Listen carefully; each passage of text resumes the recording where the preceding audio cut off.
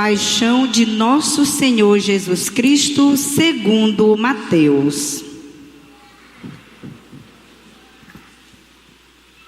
Naquele tempo, Jesus foi posto diante de Pôncio Pilatos e este o interrogou.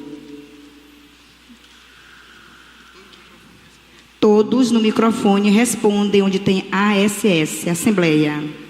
Tu és o Rei dos Judeus. Jesus declarou. É como dizes. E nada respondeu, quando foi acusado pelos sumos sacerdotes e anciãos. Então Pilatos perguntou: Não estás ouvindo de quanta coisa eles te acusam? Mas Jesus não respondeu uma só palavra, e o governador ficou muito impressionado. Na festa da Páscoa, o governador costumava soltar o prisioneiro que a multidão quisesse. Naquela ocasião, tinha um prisioneiro famoso chamado Barrabás. Então Pilatos perguntou à multidão reunida: Quem vós quereis que eu solte? Barrabás ou Jesus, a quem chamam de Cristo? Pilatos bem sabia que eles haviam entregado Jesus por inveja.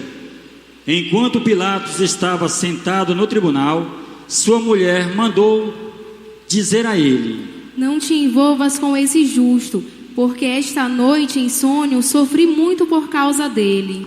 Porém, os sumos sacerdotes e os anciãos convenceram as multidões para que pedisse Barrabás e que fizessem Jesus morrer. O governador tornou a perguntar: Qual dos dois quereis que eu solte? Eles gritaram: Barrabás. Pilatos perguntou: Que farei com Jesus que chamam de Cristo? Todos gritaram: Seja crucificado. Pilatos falou: Mas que mal ele fez? Eles, porém, gritaram com mais força: Seja crucificado. Pilatos viu que nada conseguia e que poderia haver uma revolta. Então mandou trazer água, lavou as mãos diante da multidão e disse: Eu não sou responsável pelo sangue deste homem. Este é um problema vosso. O povo todo respondeu: Que o sangue dele caia sobre nós e sobre os nossos filhos. Então Pilatos soltou Barrabás, mandou flagelar Jesus e entregou-o para ser crucificado. Em seguida, os soldados de Pilatos levaram Jesus ao palácio do governador e reuniram toda a tropa em volta dele. Tiraram suas roupas e o vestiram com um manto vermelho. Depois teceram uma coroa de espinhos, puseram a coroa em sua cabeça e uma vara em sua mão direita. Então se ajoelharam diante de Jesus e zombaram, dizendo: Salve o Rei dos Judeus. Cuspiram nele e, pegando uma vara, bateram na sua cabeça. Depois de zombar dele, tiraram-lhe o manto vermelho e de novo o vestiram com as suas próprias roupas. Daí o levaram para crucificar.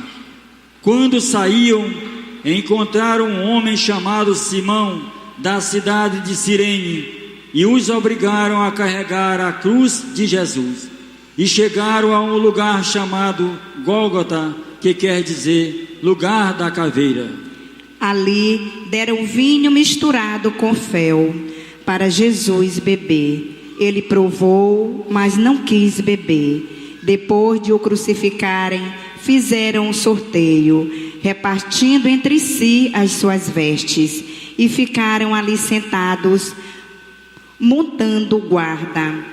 Acima da cabeça de Jesus, puseram o motivo de sua condenação.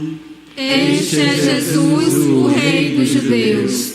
Com ele também crucificaram 2 ladrões, um à direita e o outro à esquerda de Jesus. As pessoas que passavam por ali o insultavam, balançando a cabeça e dizendo: Tu querias destruir o templo e construí-lo de novo em 3 dias. Salva-te a ti mesmo, se és o Filho de Deus. Desce da cruz. Do mesmo modo, os sumos sacerdotes, junto com os mestres da lei e os anciãos, também zombaram de Jesus. A outro salvou, a si mesmo não pôde salvar. É Rei de Israel, desde agora da cruz, e acreditaremos nele. Confiou em Deus, que o livre agora, se é que Deus o ama, já que ele disse: eu sou o Filho de Deus. Do mesmo modo, também os 2 ladrões que foram crucificados com Jesus o insultavam. Desde o meio-dia até as 3 horas da tarde, houve escuridão sobre toda a terra. Pelas 3 horas da tarde, Jesus deu o último grito. Eli, Eli, lama sabachthani. Que quer dizer? Meu Deus, por que me abandonaste? Alguns dos que ali estavam, ouvindo-o, disseram: Ele está chamando Elias.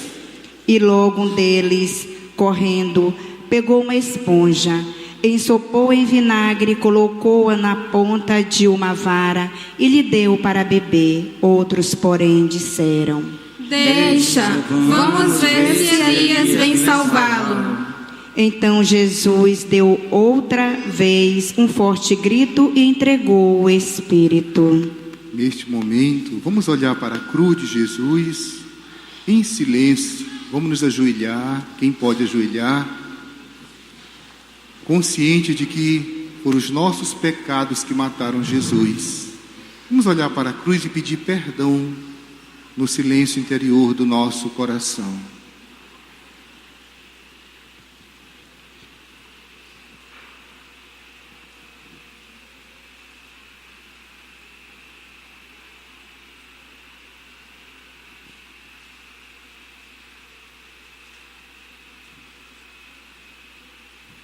Vamos pedir a Deus que nós vivamos bem, celebremos bem, interiorizemos bem esta Semana Santa.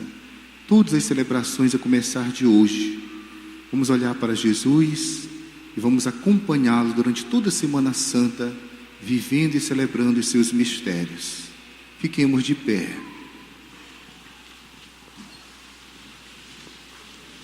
E eis que a cortina do santuário rasgou-se de alto a baixo, em 2 partes. A terra tremeu e as pedras se partiram. Os túmulos se abriram e muitos corpos dos santos falecidos ressuscitaram.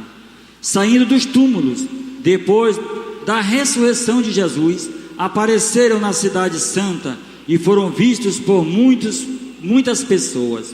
O oficial e os soldados que estavam com ele, guardando Jesus, ao notarem o terremoto e tudo o que havia acontecido, ficaram com muito medo e disseram: Ele era mesmo o Filho de Deus. Palavra da salvação. Glória a vós, Senhor.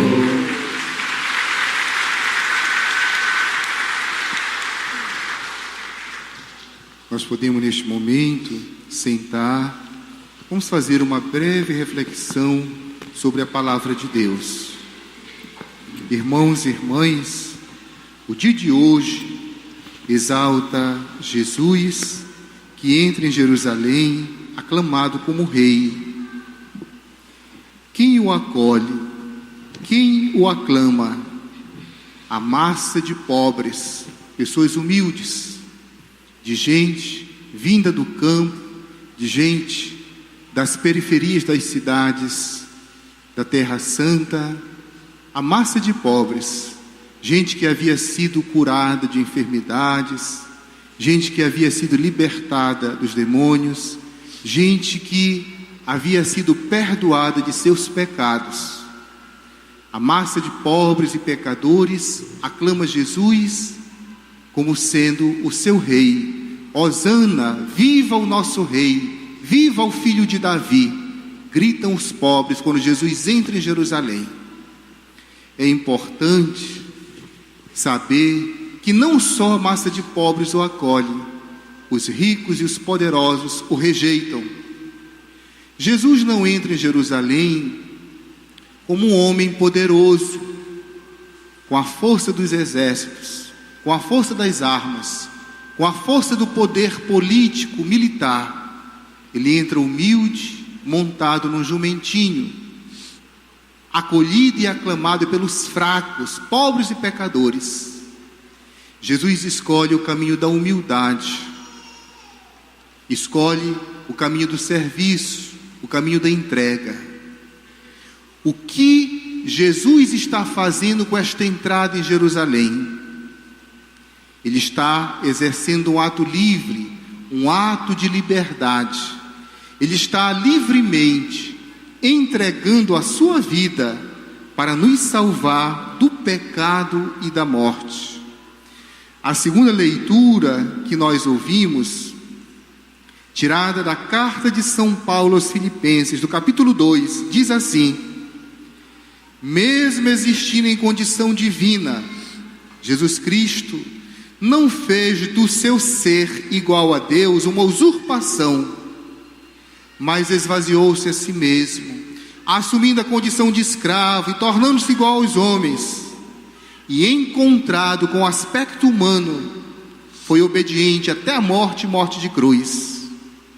Jesus é o rei da humildade, é o rei do serviço, é o rei da simplicidade, é o rei da paz, é alguém que aceita morrer para não matar, é alguém que não conserva no coração o ódio, que não promove a vingança, que livremente ama e entrega a sua vida para nos libertar do pecado e da morte. Qual lição tirar disso para a nossa convivência familiar?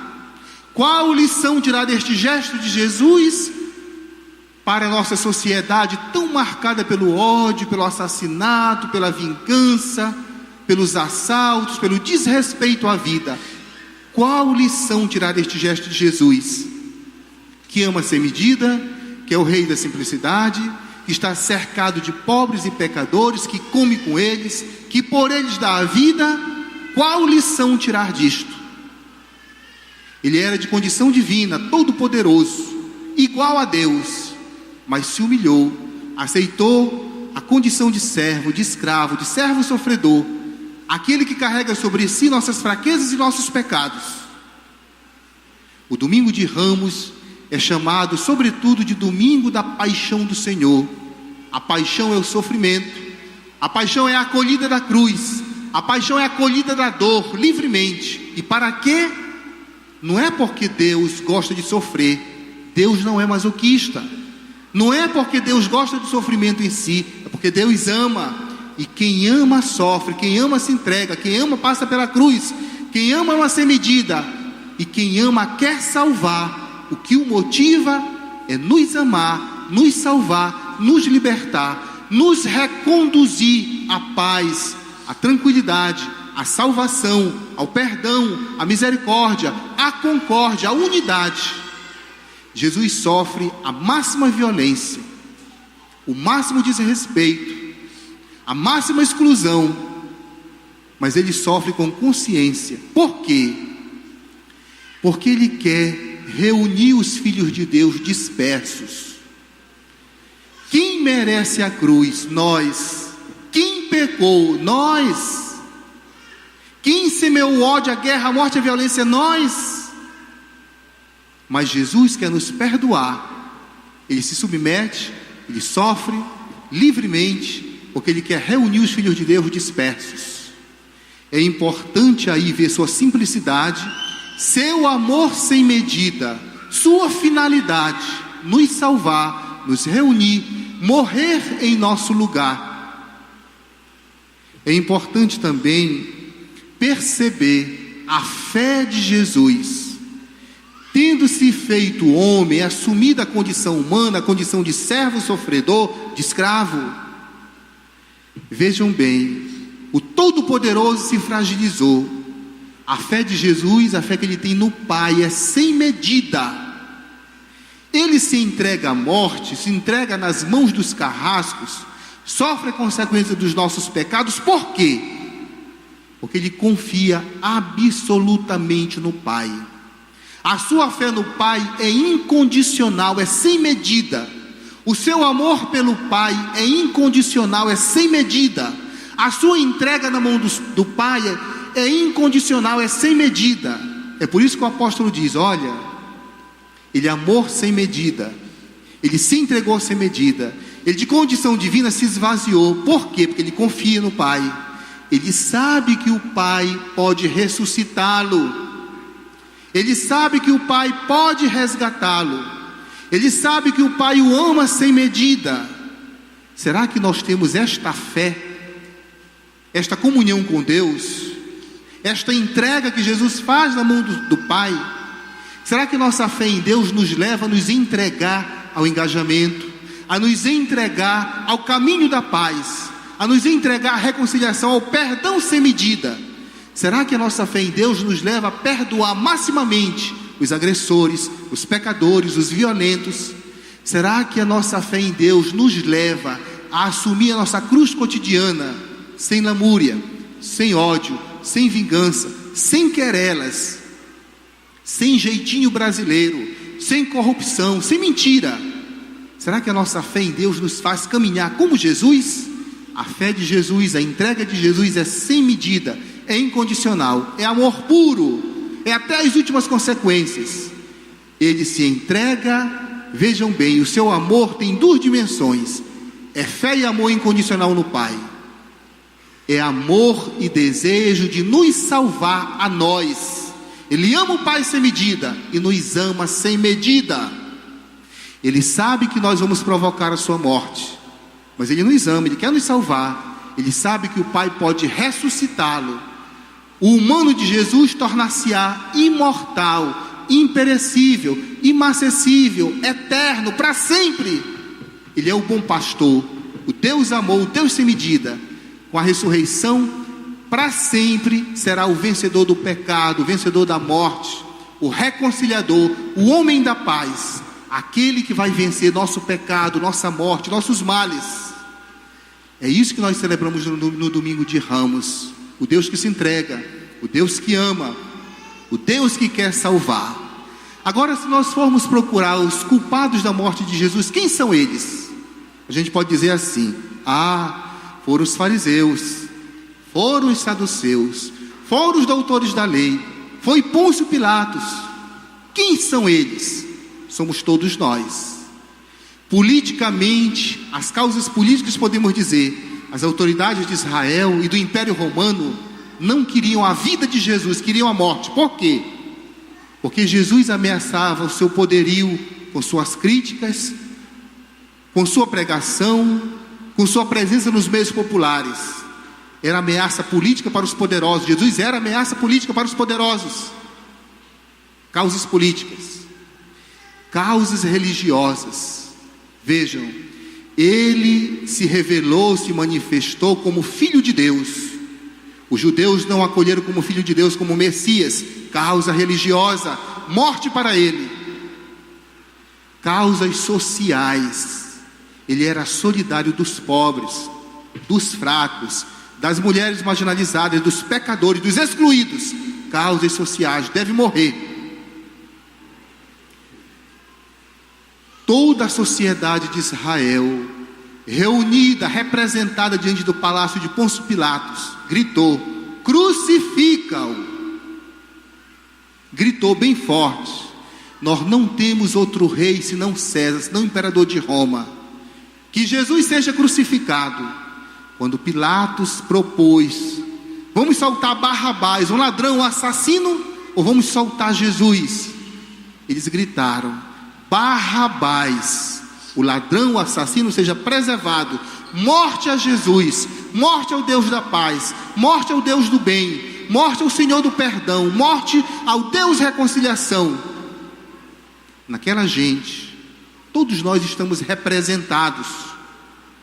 Quando nós guardamos vingança, maledicência e ódio, quando nós promovemos a guerra, a violência e a paz, e quando não fazemos essas coisas, mas aplaudimos quem faz, estamos de acordo. Nós estamos aí representados e nós gritamos com aquela gente que nós dizemos: crucifica-o. Ódio, vingança, querelas, maledicências. E como o povo popularmente diz, ficar de mal, gostar do rancor, preservar o ódio, promover a morte, não buscar a reconciliação, não exercer a caridade, o serviço. Nós somos solidários com aqueles que gritam, crucificam, quando nós promovemos o mal. Nesta Semana Santa, vamos promover o bem, vamos arrancar o pecado dos nossos corações, vamos promover a aliança com Deus, vamos nos entregar com Jesus, vamos fazer o propósito de construir nesta terra, neste Maranhão, neste Brasil, o reino de Deus, combatendo a violência, o ódio, o pecado e a morte, com a paz, com oração, com testemunho fraterno, com o serviço e com a caridade. Vamos promover o bem, vamos ver a Semana Santa abraçando com Jesus a sua cruz, nos solidarizando com Ele e nos solidarizando com os pecadores, com os pobres e com os fracos. Louvado seja o nosso Senhor Jesus Cristo. Para sempre seja louvado.